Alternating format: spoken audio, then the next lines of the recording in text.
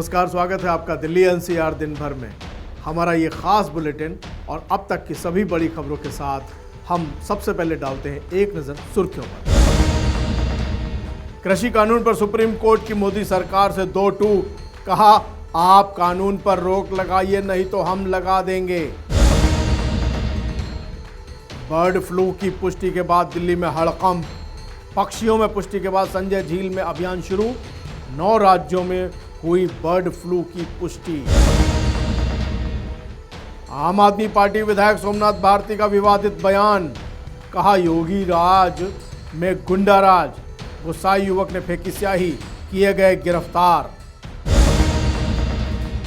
दिल्ली में कल आएगी कोरोना वैक्सीन की पहली खेप, 16 जनवरी से दिल्ली के 89 सेंटर्स पर लगेगी कोरोना की वैक्सीन। दिल्ली में 2 लोगों को जबरन धर्म परिवर्तन कराकर यौन शोषण कराने के आरोप में पुलिस ने 2 आरोपियों को गिरफ्तार किया है। किसान आंदोलन आज 47वें दिन चल रहा है। दिल्ली की सीमाओं पर किसान बैठे हुए हैं। इधर सर्वोच्च न्यायालय में मामले की सुनवाई करते हुए सर्वोच्च न्यायालय के मुख्य न्यायाधीश ने साफ कह दिया है, सरकार रोक लगा रही है या हम लगाएं। अब सरकार की तरफ से क्या प्रतिक्रिया आई, ये एक अलग पहलू है। लेकिन सरकार से पहले सर्वोच्च न्यायालय ने एक कमेटी बनाने की तैयारी कर ली है। अब सुनवाई चल रही है, लगातार चल रही है। सरकार को सख्त हिदायतों के साथ 2 टूक सर्वोच्च न्यायालय ने फटकार लगाते हुए कहा है कि आप रोक लगाएं 3 कृषि कानून पर, नहीं तो हम लगाएंगे। ये सुनवाई कल भी जारी है। आइए समझते हैं इस पूरे मामले को। मोदी सरकार के नए कृषि कानूनों के खिलाफ किसानों के आंदोलन का 47वां दिन है। नए कृषि कानूनों को रद्द करने समेत किसान आंदोलन से जुड़ी तमाम अर्जियों पर सुप्रीम कोर्ट में सुनवाई हुई। सुप्रीम कोर्ट ने किसान आंदोलन से जुड़ी याचिकाओं की सुनवाई करते हुए केंद्र सरकार को जमकर फटकार लगाई। मामले की अध्यक्षता chief justice of India एस.ए. Bobde की अगुवाई में हुई। सुप्रीम कोर्ट ने सरकार से 2 टूक कहा है, जिस तरह से सरकार इस मामले को हैंडल कर रही है हम उससे खुश नहीं हैं। हमें पता नहीं कि आपने कानून पास करने से पहले क्या किया। पिछली सुनवाई में भी बातचीत के बारे में कहा गया, क्या हो रहा है हमें नहीं पता कि सरकार की किसानों से क्या बातचीत चल रही है। हम किसान मामले के एक्सपर्ट नहीं हैं। क्या आप इन कानूनों को रोकेंगे या हम कदम उठाए? हालात लगातार बदतर होते जा रहे हैं, लोग मर रहे हैं और ठंड में बैठे हैं। वह खाने पानी का कौन ख्याल रख रहा है? जिसके जवाब में सॉलिसिटर जनरल तुषार मेहता ने कोर्ट से कहा, सरकार किसानों की समस्या की हर पहलू से विचार कर रही है। जिसके जवाब में सॉलिसिटर जनरल तुषार मेहता ने कोर्ट में कहा, सरकार किसानों की समस्याओं की हर पहलू से विचार कर रही है। आपका ये कहना कि सरकार मामले को ठीक से हैंडल नहीं कर रही, बहुत कठोर टिप्पणी है। इस पर सीजेआई एस.ए. बोबड़ा ने कहा, ये तो आज की सुनवाई में हमारी ओर से दिया गया सबसे तथ्यपूर्ण बयान है। सुनवाई के दौरान सरकार के वकील और अटॉर्नी जनरल के वेणुगोपाल ने कहा कि अदालत का इतिहास रहा है कि वो कानून पर रोक नहीं लगा सकती। के वेणुगोपाल ने कहा कि कोर्ट तब तक संसद के कानून पर रोक नहीं लगा सकती जब तक कानून विधायी क्षमता के बिना पारित हुआ हो या फिर कानून मौलिक अधिकारों का उल्लंघन करता हो। इस पर जवाब देते हुए कोर्ट ने कहा कि हम कानून पर रोक नहीं लगा रहे, लेकिन उनके अमल होने पर रोक लगा रहे हैं। इस पर अटॉर्नी जनरल ने सवाल किया कि कोर्ट किन हिस्सों के अमल होने पर रोक लगाएगी, तो इस पर कोर्ट ने जवाब देते हुए कहा कि इस बात को हम दोहराना नहीं चाहते, लेकिन कोर्ट कानून पर रोक नहीं लगा रहा है।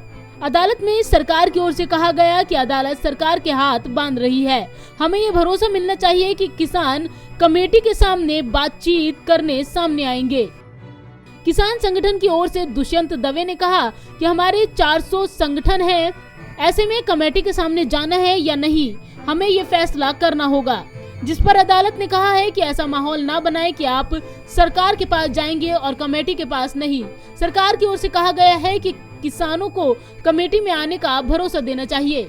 वहीं सुनवाई के दौरान सुप्रीम कोर्ट ने सरकार से कमेटी बनाने के लिए नाम मांगे हैं। सॉलिसिटर जनरल तुषार मेहता ने कहा कि कल तक नाम सौंप दिए जाएंगे। ऐसे में बिना आदेश पास किए ही आज की सुनवाई खत्म हो गई।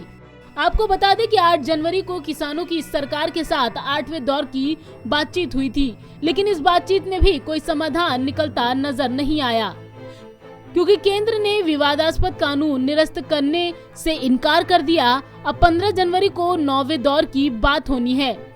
इस बीच किसान नेताओं ने साफ कहा है कि वे अंतिम सांस तक लड़ाई लड़ने के लिए तैयार हैं और उनकी घर वापसी सिर्फ कानून वापसी के बाद ही संभव होगी। पंजाब केसरी ग्रुप के लिए संगीता सिंह की रिपोर्ट, दिल्ली। दिल्ली वासियों के लिए दूसरी खबर भी अलर्ट करने वाली है, क्योंकि दिल्ली के जो 8 सैंपल भेजे गए थे लैब में, उनमें बर्ड फ्लू की पुष्टि हो गई है। इसलिए अब ध्यान रखना होगा, क्योंकि बर्ड फ्लू की पुष्टि होने के बाद बत्तख और कौवों में बस बर्ड फ्लू की पुष्टि हुई है और उसके बाद सरकार जो है वो और चौकन्ना हो गई है। आइए देखते हैं इस विशेष रिपोर्ट को। देश की राजधानी दिल्ली में भी बर्ड फ्लू ने दस्तक दे दी है। कुछ दिनों पहले 8 बत्तखों का सैंपल जांच के लिए भेजा गया था, अब उसकी रिपोर्ट आ गई है। रिपोर्ट के मुताबिक 3 बत्तख और 5 कौवों में बर्ड फ्लू की पुष्टि हुई है। दरअसल संजय झील में मरे पाए गए 8 बत्तखों का सैंपल 9 जनवरी को जांच के लिए भेजा गया था। इनमें से 3 बत्तखों की रिपोर्ट पॉजिटिव आई है। इस बीच संजय झील में पक्षियों को खत्म करने का ऑपरेशन चलाया गया है, ताकि इसके फैलाव को रोका जा सके। अब संजय झील में बत्तखों को पकड़ने के लिए अभियान चलाया जा रहा है। तस्वीरों में आप देख सकते हैं कि पीपीई किट पहने हुए कर्मचारी बत्तखों को पकड़ रहे हैं। वहीं दूसरी जगह क्रेन से गड्ढा खोदा जा रहा है, जहां दूसरी टीम बत्तखों को खत्म करने की तैयारी कर रही है। आपको बता दें कि दिल्ली में बीते कई दिनों से पक्षियों की मौत हो रही है। वहीं बर्ड फ्लू के खतरे को देखते हुए दिल्ली सरकार ने दिल्ली के गाजीपुर मुर्गा मंडी को 10 दिन के लिए पूरी तरह से बंद कर दिया है। इसके साथ ही सरकार ने जिंदा पक्षियों के आयात पर भी रोक लगा दी है। दिल्ली सरकार राजधानी में बर्ड फ्लू के प्रसार को रोकने के लिए सभी उपाय कर रही है। मुख्यमंत्री अरविंद केजरीवाल ने कहा है कि हमने दिल्ली के सभी जिलों के डीएम को दिशा निर्देश जारी किए हैं। बर्ड फ्लू के लिए एक इमरजेंसी हेल्पलाइन नंबर 23890318 भी जारी किया गया है। कोरोना गया नहीं कि बर्ड फ्लू का नया संकट बड़ा होता जा रहा है। देश में अब तक कुल 9 राज्यों में बर्ड फ्लू की पुष्टि हो गई है। राजधानी दिल्ली के साथ ही उत्तर प्रदेश के कानपुर में भी बर्ड फ्लू की पुष्टि हुई है। कानपुर के चिड़ियाघर में मरे पक्षियों के सैंपल पॉजिटिव आने से लखनऊ तक हड़कंप मचा हुआ है। इसके अलावा महाराष्ट्र, मध्य प्रदेश, राजस्थान, गुजरात, हिमाचल प्रदेश, हरियाणा और केरल में बर्ड फ्लू के मामले सामने आ चुके हैं। पंजाब केसरी ग्रुप के लिए संगीता सिंह की रिपोर्ट, दिल्ली। आम आदमी पार्टी उत्तर प्रदेश में चुनाव लड़ना चाहती है और इसके लिए उसने पूरी तैयारियां शुरू कर दी हैं। आम आदमी पार्टी के नेता विधायक सोमनाथ भारती दिल्ली के पूर्व मंत्री रायबरेली और अमेठी के दौरे पर हैं। जब उन्होंने अपना बयान दिया तो कुछ लोगों को वो अच्छा नहीं लगा। उन्होंने नाराजगी जताते हुए स्याही फेंक दी। हालांकि ये तरीका भी ठीक नहीं है, लेकिन पुलिस से जब वो उलझे और उन्होंने पुलिस को कहा कि मैं तेरी वर्दी उतरवा दूंगा, उसके बाद क्या हुआ, पुलिस ने उनके साथ क्या किया, आइए इस रिपोर्ट को देखते हैं। यूपी के रायबरेली से एक संगीन मामला सामने आया है, जहां आप विधायक और दिल्ली के पूर्व मंत्री सोमनाथ भारती पर स्याही फेंकी गई। सोमनाथ भारती इन दिनों उत्तर प्रदेश के दौरे पर हैं। रायबरेली में आज सोमनाथ भारती यूपी पुलिस के साथ कहासुनी में उलझे हुए थे, तभी उन पर किसी ने स्याही फेंक दी। देखिए क्या हुआ उस दौरान। योगी तो जाएगा, लिखवा लो मुझसे। कहीं नहीं जाएगा, कहीं नहीं जाएगा।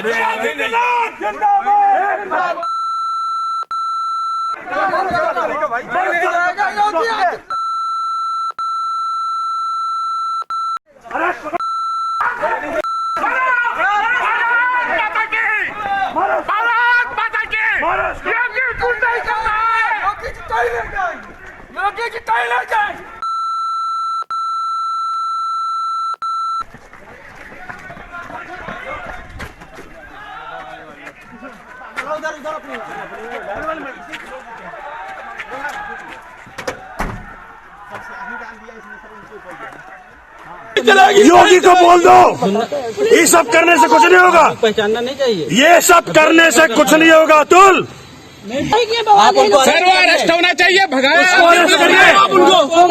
और मेरी बात समझ लो, योगी को बोल दो ये सब करने से कुछ नहीं होगा।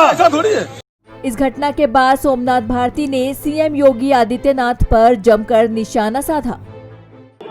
लेकिन संविधान का धज्जियां उड़ाने वाले, कानूनों का धज्जियां उड़ाने वाले योगी के इशारे पर यह सारा काम हो रहा है। मैं चाहता हूं योगी आगे आकर के हमसे वाद विवाद करें, संवैधानिक तरीके से काम करें, लेकिन इस तरह से गुंडों को आए करके, पुलिस का साथ लेकर के, पुलिस को आए करके ये जो गुंडागर्दी कर रहे हैं, इससे उत्तर प्रदेश की जनता के सामने साफ साफ मैसेज जा रहा है कि योगी के अंदर गुंडा राज है और गुंडे राज में कोई भी सुरक्षित नहीं है। आम आदमी सुरक्षित नहीं है, नेता सुरक्षित नहीं है, अधिकारी सुरक्षित नहीं है। बस आम आदमी पार्टी के विधायक और नेता सोमनाथ भारती इन दिनों रायबरेली में हैं। आज रायबरेली में पार्टी के कार्यकर्ताओं के साथ वो मुलाकात करने पहुंचे और उस दौरान ये घटना घटी। सूत्रों के मुताबिक सोमनाथ भारती को अमेठी ले जाया गया है, जहां उन पर एफआईआर दर्ज की गई है। Bureau report, Punjab Kesari group, Delhi. सबसे बड़ी और सबसे महत्वपूर्ण खबर, राहत देने वाली खबर कि 16 जनवरी से कोरोना वैक्सीन का टीका लग जाएगा। जी हाँ, कोरोना वैक्सीन का टीकाकरण शुरू हो जाएगा। दिल्ली में सरकारी और गैर सरकारी 89 ऐसे अस्पतालों को केंद्र बनाया गया है जहां ये टीका लगाया जा सकेगा। पूरी तैयारियां कैसी चल रही हैं, ये खबर आपको बताएगी। देश भर में कोरोना से बचाव के लिए 16 जनवरी से टीकाकरण शुरू हो जाएगा, जिसके लिए दिल्ली समेत देश भर में तैयारियां तेज हो गई हैं। टीकाकरण के पहले चरण में राजधानी के 89 अस्पतालों में वैक्सीन लगेगी। इसके लिए कोरोना वैक्सीन कल यानी मंगलवार को दिल्ली पहुंच जाएगी। तो आइए आपको बताते हैं दिल्ली में कोरोना के टीकाकरण कार्यक्रम से जुड़ी कुछ खास बातें। पीएम संग मीटिंग आज। टीकाकरण को लेकर पीएम मोदी आज राज्यों के मुख्यमंत्रियों के साथ बैठक करेंगे कि किस तरह से राज्यों में वैक्सीन लगेगी। कल दिल्ली पहुंचेगा कोरोना का टीका। कोरोना का टीका राजधानी दिल्ली में कल यानी मंगलवार को पहुंच जाएगा। इसके लिए पहले से ही 12 से 13 जनवरी तक की समय सीमा तय की गई है। 16 जनवरी से होगा टीकाकरण। कोरोना वायरस संक्रमण से बचाव के लिए लगने वाले वैक्सीन दिल्ली में 16 जनवरी से लगनी शुरू होगी। टीकाकरण का कार्यक्रम हेल्थ वर्कर्स से शुरू होगा, यानी सबसे पहले डॉक्टर्स और नर्सों को वैक्सीन लगाई जाएगी। दिल्ली में 89 सेंटरों पर लगेगा टीका। टीकाकरण के पहले फेज के लिए पूरे देश में 5000 सेंटर का इस्तेमाल होगा। केंद्र ने दिल्ली में 89 सेंटरों को निर्धारित किया है। इनमें 40 सरकारी और 49 प्राइवेट अस्पताल हैं। हालांकि इनमें कौन कौन से अस्पताल शामिल है, ऐसी कोई लिस्ट सामने नहीं आई है। हेल्थ केयर वर्कर्स के बाद इनको लगेगा टीका। दिल्ली में हर सेंटर पर 8 से 10 स्टाफ होंगे। हेल्थ केयर वर्करों के बाद फ्रंटलाइन वर्कर जैसे पुलिस, जेल और सफाई कर्मचारी, जल बोर्ड के कर्मचारियों को टीका लगेगा। तो इस तरह से पहले फेज का टीकाकरण होगा। Bureau report, Punjab Kesari group, Delhi. राजधानी दिल्ली में इतने रंग दिखाई देते हैं, फिर चाहे वो जीवन के हो या अपराध के। अब एक ऐसा सनसनीखेज मामला सामने आया है कि 2 किशोरों ने ये आरोप लगाया कि एक धर्म विशेष के लोगों ने उन्हें धर्म परिवर्तन के लिए मजबूर किया और उनका यौन शोषण किया जा रहा है। ये सनसनीखेज मामला चौंकाता है क्योंकि ये रिपोर्ट हर तह तक जाकर आपको सच्चाई बताएगी। राजधानी दिल्ली से एक सनसनीखेज मामला सामने आया है, जहां 2 किशोरों ने मुकदमा दर्ज कराया है कि एक गैंग ने उनका यौन शोषण और धर्म परिवर्तन कराकर उन्हें भीख मांगने को मजबूर किया।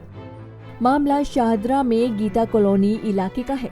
जानकारी के मुताबिक 16 वर्षीय पीड़ित किशोर परिवार समेत गीता कॉलोनी में रहता है।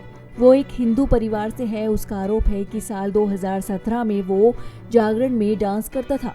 उसी दौरान उसकी मुलाकात रिहान नाम के एक शख्स से हुई।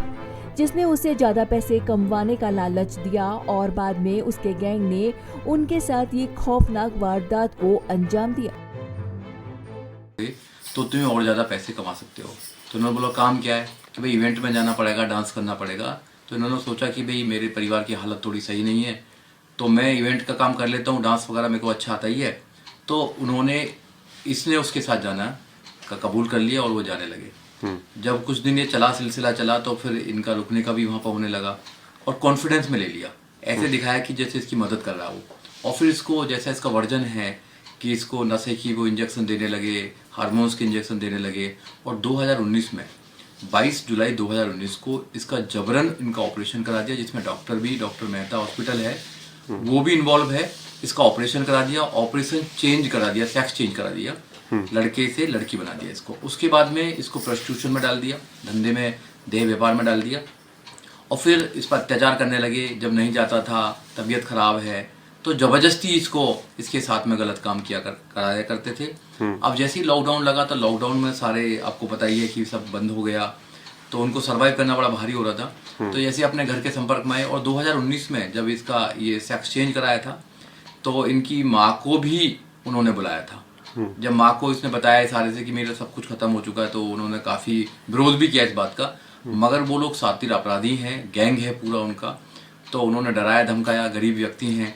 तो उस समय इन लोगों ने कोई कंप्लेंट करने की नहीं सोची, क्योंकि इनको लग रहा था कि मेरे एक बच्चा तो चला ही गया है, अगर मैं कुछ अपनी जवान खोलूंगी तो मेरे पूरे परिवार को मार दिया जाएगा। क्योंकि उनके पास सारे हथियार होते हैं, पूरा ऑर्गेनाइज्ड क्राइम है, पूरा उनका एक ग्रोह है। तो जब उन लोगों ने देखा कि भाई अब लॉकडाउन लग गया तो ये अपने घर आने लगे, तो इन्होंने अपने मम्मी को बताया कि भाई मेरे साथ में ऐसा हो रहा है और मैं ये नहीं करना चाहता हूँ, अब मैं अलग रहना चाहता हूँ, सम्मान की ज़िंदगी जीना चाहता हूँ, क्योंकि ये जो जीवन है ये मेरा अच्छा नहीं है, तो मैं इससे निकलना चाहता हूँ। तो इनकी मदर ने मेरे को बताया था कि भाई ऐसे ऐसे इसके लड़के के साथ हुआ, तो मैंने इनको सलाह भी दी थी कि इसमें कंप्लेंट की जाए इनके खिलाफ। मगर ये डर गए क्योंकि पुलिस भी उनके साथ थी, जैसे इन्होंने बताया कि पुलिस भी इनको साथ नहीं देती है और उनको वो ट्रांसजेंडर मानते हैं। बताया गया है कि इस गैंग के लोग दोनों को मारते पीटते थे और अब पीड़ित की शिकायत पर पुलिस ने संबंधित धाराओं में केस दर्ज कर एक नाबालिग समेत मुख्य आरोपी रिहान को गिरफ्तार कर लिया है। वहीं पुलिस ने मामले की जांच के अलावा अन्य आरोपियों की तलाश में छापेमारी शुरू कर दी है। पंजाब केसरी ग्रुप के लिए करुणा ठाकुर के साथ सुरेंद्र सिंह की रिपोर्ट, दिल्ली। आप सतर्क रहें, हमेशा ध्यान रखें अपना, क्योंकि एक तरफ बर्ड फ्लू है, दूसरी तरफ कोरोना है और अपराध भी है। इसलिए सोच समझकर बाहर निकलें और देखते रहें पंजाब केसरी, नवोदय टाइम्स टीवी। मुझे यानी अनिल सागर को दीजिए इजाजत। नमस्कार।